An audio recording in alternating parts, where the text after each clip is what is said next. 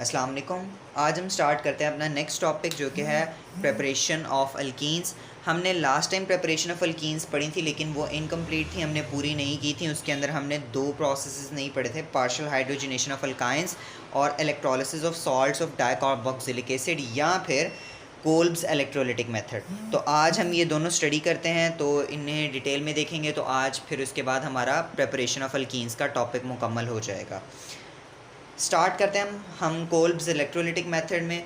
अब Kolbe's electrolytic method का एक और नाम जो बुक में लिखा है वो है electrolysis of salts of dicarboxylic acid. हमने कार्बोक्सिलिक एसिड पहले देखे हुए हैं, हम कार्बोक्सिलिक एसिड्स के बारे में पहले पढ़ चुके हैं। सिर्फ एक दफ़ा एग्जांपल्स दे रहा हूँ। डाइकार्बोक्सिलिक एसिड के बारे में हमने मेनली पढ़ना है। हमारे पास कार्बोक्सिलिक एसिड क्या था, आर, जो कि हमारे पास बॉन्ड बना रहा है कार्बन के साथ, कार्बन का डबल बॉन्ड बन रहा है ऑक्सीजन और OH। ये हमारे पास क्या था, कार्बोक्सिलिक एसिड ग्रुप, या फिर जिसे हमने रिएक्टिव ग्रुप भी कहा था।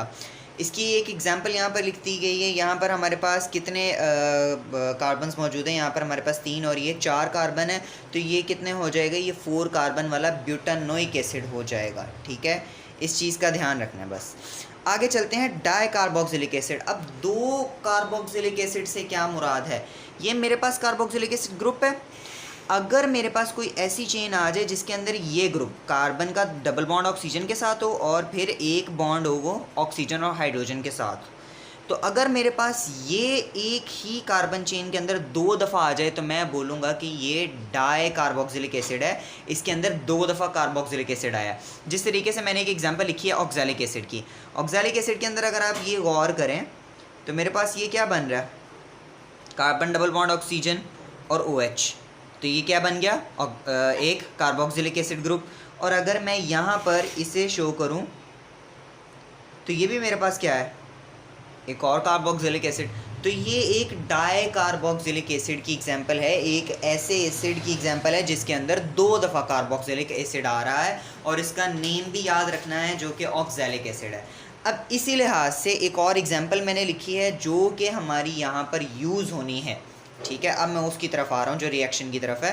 Succinic acid. सक्सिनिक एसिड के अंदर क्या होता है हमारे पास, ये देखें, ये कार्बोक्सिलिक एसिड मौजूद है और एक कार्बोक्सिलिक एसिड यहाँ पर मौजूद है।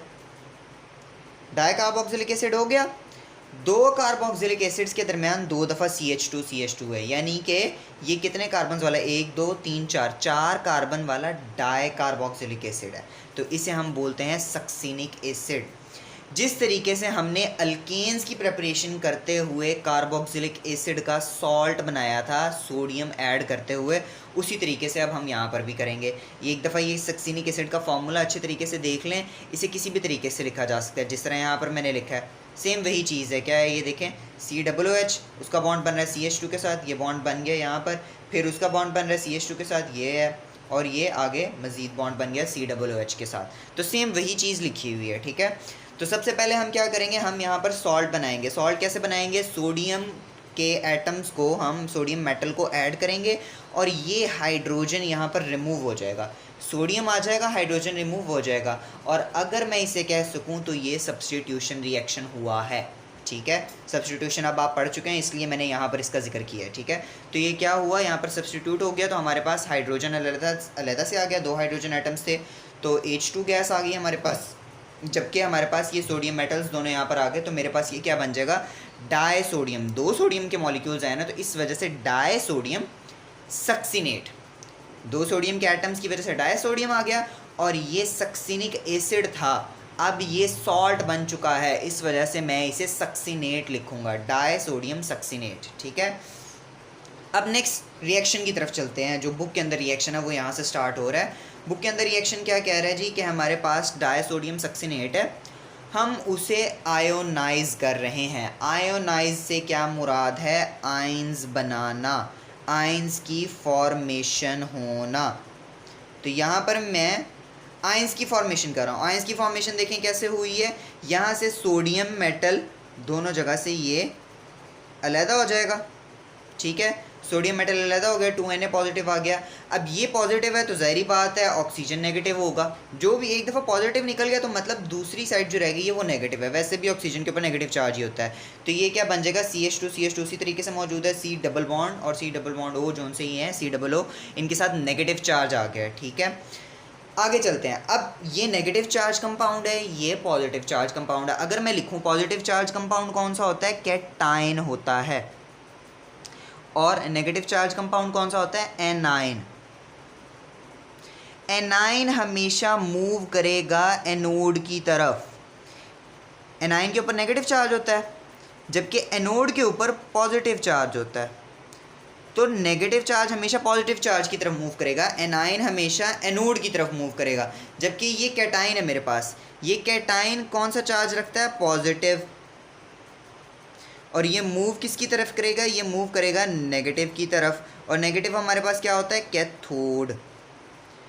तो ये दोनों अपने अपने चार्जेस के कॉरस्पॉन्डिंग बैटरी के टर्मिनल्स के ऊपर पहुंच जाएंगे। सबसे पहले मैं एनोड देखता हूँ जी, एनोड के ऊपर क्या हुआ है जी, एनोड के ऊपर मेरे पास जी यहाँ पर सक्सीनेट जौन सा हमारे पास बचा था वो यहाँ पर पहुँच जाएगा। ठीक है, अब ये क्या होगा, यहाँ पर इसकी इलेक्ट्रोलिसिस होगी।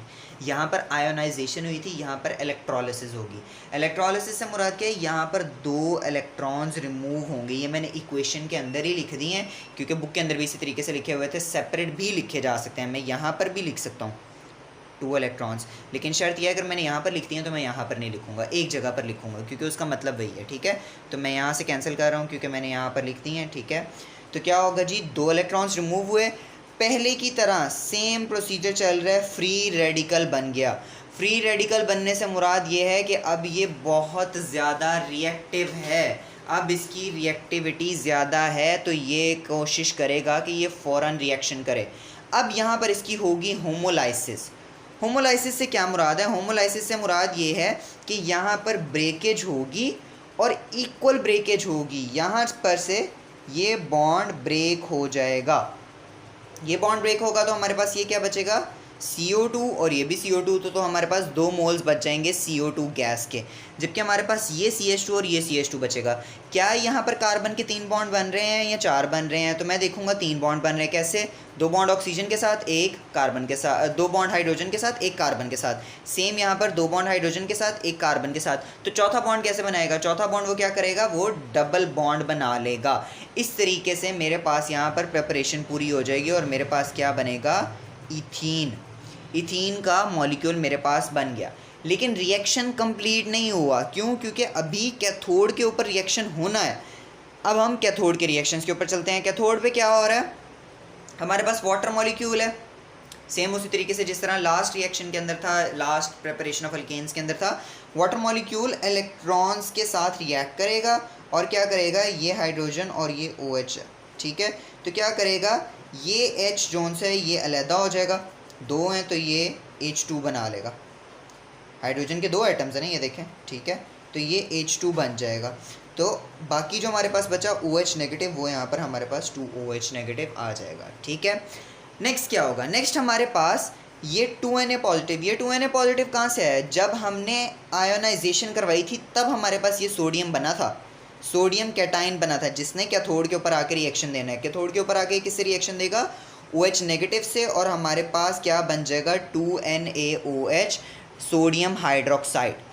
अब पूरे का पूरा होल रिएक्शन एक दफ़ा मैंने यहाँ पे लिख दिया। होल रिएक्शन क्या है हमारे पास, देखें, डायसोडियम सक्सीनेट मौजूद है, वाटर मौजूद है। ठीक है, ये 2 चीज़ें ही ऐड हुई है ना, एक ये वाटर था और डायसोडियम सक्सीनेट हमने पिछले पेज के ऊपर देख लिया।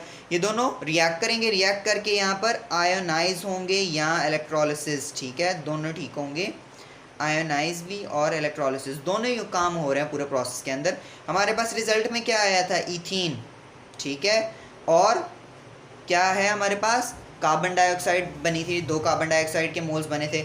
उसके साथ साथ ये देखें सोडियम हाइड्रोक्साइड प्रोड्यूस हुई थी और हमारे पास हाइड्रोजन गैस आई थी। ठीक है, ये एक दफ़ा होल रिएक्शन हमारा यहाँ पर डिस्कस हो जाता है।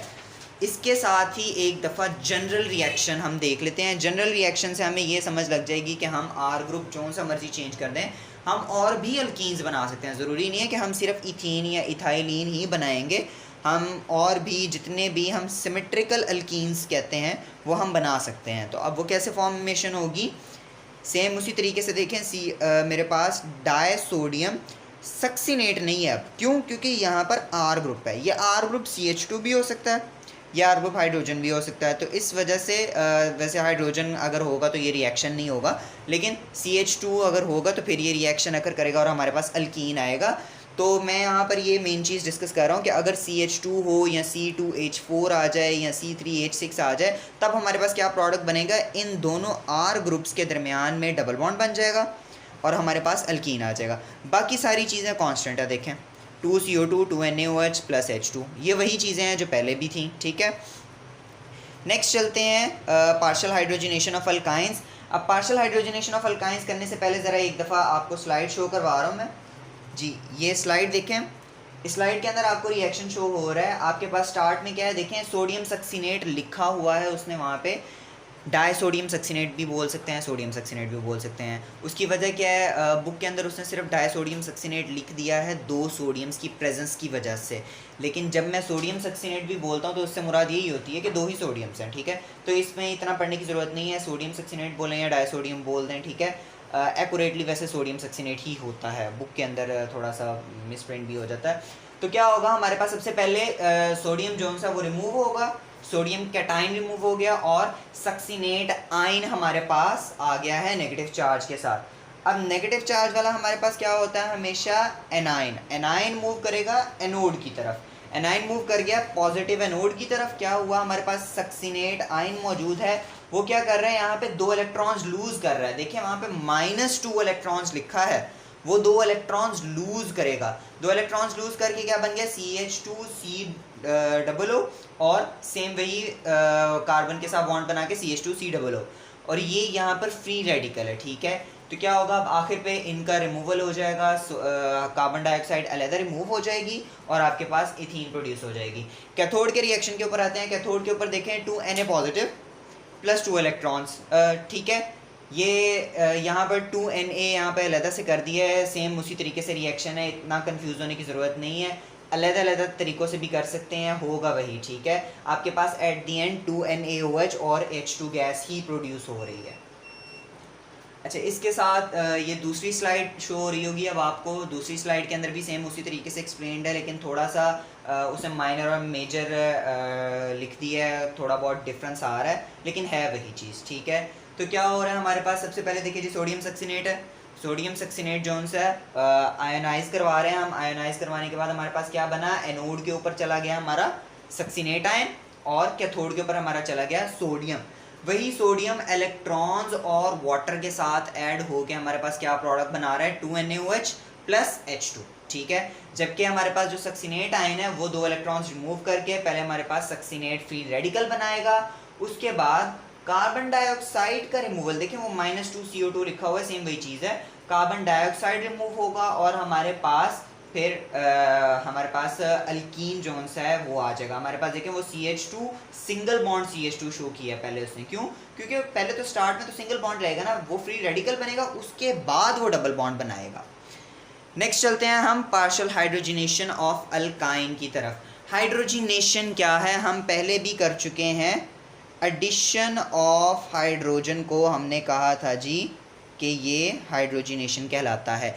ये रिएक्शन हमने अल्केन की प्रेपरेशन में भी पढ़ा था, लेकिन यहाँ पर हम उससे पार्शियल हाइड्रोजनेट करेंगे, हम उसे कम्प्लीटली हाइड्रोजनेट नहीं करेंगे। अब वो कैसे होगा, इस रिएक्शन के अंदर जो कैटलिस्ट यूज़ हो रहे हैं सबसे पहले हम वो देखते हैं। क्विनोलिन होता है हमारे पास जो कि लिंडलार्स कैटलिस्ट भी कहलाता है, और उसके अलावा कौन सा कैटलिस्ट हो सकता है हमारे पास, सोडियम यहाँ पर liquid ammonia at -33 degree Celsius.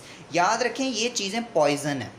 Poison कैसे है, ये रिएक्शन के लिए पॉइजन है क्योंकि ये रिएक्शन को कंप्लीट नहीं होने देती, क्योंकि अगर रिएक्शन कंप्लीट हो जाएगा तो फिर तो हमारे पास प्रोडक्ट जो सा वो अल्केन जाएगा। हमने अल्केन नहीं बनाना, हमने अल्कीन तक इस रिएक्शन को रोकना है। ठीक है, अब हम आगे आते हैं, रिएक्शन को देखते हैं। रिएक्शन देखें, सबसे पहले मेरे पास क्या है जी, CH3C ट्रिपल बॉन्ड CH3। ये क्या है मेरे पास, ये है एक अल्काइन, और अगर मैं इसका नेम लिखना चाहूँ तो ये क्या बन जाएगा, 2 ब्यूटाइन। सेकेंड कार्बन के ऊपर ट्रिपल बॉन्ड आ रहा है तो ये बन जाएगा 2 ब्यूटाइन।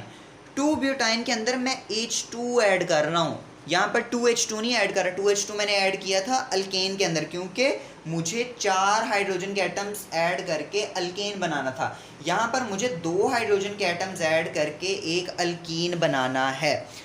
अब यहाँ पर कैटलिस्ट कौन सा यूज़ हो रहा है? यहाँ पर कैटलिस्ट यूज़ हो रहा है क्विनोलिन या फिर लिंडलार्स कैटलिस्ट पैलेडियम BaSO4। अब यहाँ पर इंटरेस्टिंग चीज़ जो कैटलिस्ट के लिहाज से याद रखने वाली है वो ये है कि ये कैटलिस्ट जब हमारे पास होगा, लिंडलार और क्विनोलिन होगा, तो हमारे पास क्या प्रोडक्ट बनेगा? सिस 2 ब्यूटीन। हमारे पास सिस अल्कीन्स बनेंगे, ट्रांस अल्कीन्स नहीं आएंगे, हमारे पास सिस अल्कीन्स आएंगे। देखें, सिस 2 ब्यूटीन बन रहा है। जबकि अगर मैं इसी रिएक्शन के अंदर कैटलिस्ट चेंज कर दूं तो फिर मेरे पास आंसर डिफरेंट आएगा। अब पहले इसी रिएक्शन का एक दफ़ा जनरल रिएक्शन देख लेते हैं। मेरे पास क्या है? R, C triple bond C और R। कोई भी एक जनरल अल्काइन है, उसके अंदर हाइड्रोजन ऐड किया तो मेरे पास क्या हुआ? क्विनोलिन और पैलेडियम BaSO4 की मौजूदगी के अंदर सिस अल्कीन बन जाएगा। ठीक है, कोई भी अल्कीन हो सकता है, लेकिन शर्त क्या है? वो सिस अल्कीन बनना चाहिए, ट्रांस नहीं बनना चाहिए। जबकि इसी चीज़ को अगर मैं थोड़ा सा चेंज कर दूं, मैं थोड़ा सा कैटलिस्ट बदल दूं, मैंने कैटलिस्ट बदल दिया तो मेरे पास क्या आंसर आया? देखें, मेरे पास ट्रांस 2 ब्यूटीन आया है। सेम देखें, रिएक्शन के कंपाउंड्स वही हैं। देखें, ये 2 ब्यूटीन, ये 2 ब्यूटाइन ही है, ये चेंज तो नहीं मैंने किया, सेम वही है, H2 भी वही है, लेकिन सिर्फ कैटलिस्ट चेंज करने की वजह से मेरे पास प्रोडक्ट डिफरेंट आ रहा है। ये ट्रांस 2 ब्यूटीन है प्रोडक्ट ब्यूटीन ही, लेकिन सिस और ट्रांस ज्योमेट्रिकल आइसोमरिज्म शो कर रहा है। तो ट्रांस 2 ब्यूटीन यहाँ पर आएगा। इसी का हम एक जनरल रिएक्शन देख लेते हैं। हमारे पास क्या होगा जनरल रिएक्शन के अंदर? अगर मैं देखूँ तो मेरे पास R, C triple bond CrH2, ठीक है, सोडियम और लिक्विड अमोनिया के प्रेजेंस में -33 डिग्री सेल्सियस के अंदर ये हमें क्या आंसर दे रहा है? Trans alkene. अब इसी चीज़ को एक दफ़ा स्लाइड के अंदर देख लेते हैं जी। स्लाइड के अंदर देखें, आपको वो तीनों रिएक्शन शो कर रहा है। तीनों रिएक्शन कौन कौन से? पहला रिएक्शन अगर मैं कहूँ, पहला रिएक्शन आपको वो शो कर रहा है जी क्विनोलिन के लिहाज से कि अगर आप रिएक्शन मुकम्मल करें क्विनोलिन के साथ, यानी कि पार्शियल हाइड्रोजनेशन करें, तो आपके पास क्या बन रहा है? सिस अल्कीन। जबकि अगर आप वही रिएक्शन कैटलिस्ट चेंज करके करें तो आपके पास कौन सा बन रहा है जी? Trans alkyne. और अगर वो रिएक्शन मैं पूरा करवा दूं, देखिए मैंने पॉइजनस नहीं होना चाहिए, ठीक है, अगर पॉइजनस ना हो, यानी कि अगर मैं पैलेडियम BaSO4 क्विनोलिन या लिंडलार कैटलिस्ट या फिर sodium liquid ammonia -33 degree Celsius temperature के साथ ऐड ना करूं, जबकि इसकी बजाय मैं प्लेटिनम या फिर पैलेडियम, इनमें से कोई चीज़ ऐड कर दूं, तो मेरे पास होगी कंप्लीट हाइड्रोजिनेशन। कंप्लीट हाइड्रोजिनेशन में मेरे पास क्या प्रोडक्ट बनेगा? एक अल्केन। ठीक है, तो यहाँ तक हमारा आज का टॉपिक कंक्लूड होता है। आई होप सो कि लेक्चर की सबको समझ आई होगी। नेक्स्ट टॉपिक हमारा इंशाल्लाह होगा रिएक्टिविटी ऑफ अल्कीन्स के ऊपर। अल्कीन्स के रिएक्शन हम इंशाल्लाह पढ़ेंगे और रिएक्टिविटी पढ़ेंगे कि अल्कीन्स रिएक्टिव कैसे होते हैं, अल्केन्स के मुकाबले में इनकी रिएक्टिविटी ज़्यादा कैसे है, और मज़ीद डिटेल फिर इंशाल्लाह नेक्स्ट लेक्चर के अंदर आएगी। So that's all for the video. अगर किसी को समझ आई हो लेक्चर की तो काइंडली वीडियो को लाइक करें, शेयर करें और चैनल को सब्सक्राइब ज़रूर करें। Thank you. अल्लाह हाफ़िज़।